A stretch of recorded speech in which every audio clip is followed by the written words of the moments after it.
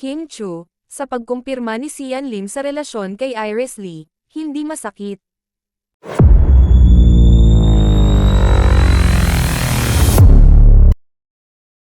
Matapos ang pagkumpirma ni Sian Lim na may bago na itong karelasyon, tinukso si Kim Cho ng mga co-host niya sa It's Showtime nitong Biyernes.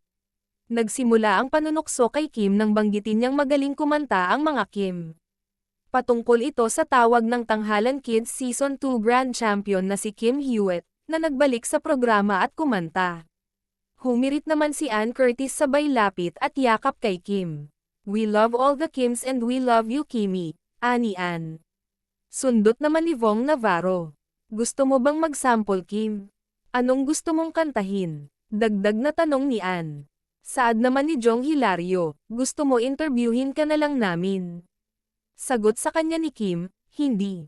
Huwag ganoon, hindi masakit."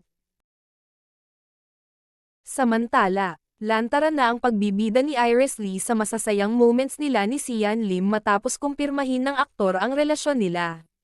Sa interview kay Sian ng Esquire Philippines na inilathala nitong May 2, kinumpirma niyang siyang each other sila ni Lee. Sinabi rin niyang very happy silang dalawa. "Yes, I'm siyang Iris.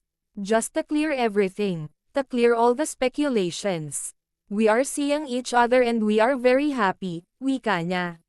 Sa Instagram nag-share si Lee ng videos ni Sian kung saan masaya itong nagsasayaw habang nasa set ng ginagawa nilang pelikula nitong May 2. Ni-repost ito ni Sian sa kanyang Instagram story, na nilagyan niya ng background music na Hot in Here ni Nelly. Film Shooting Day 24, caption ni Sian.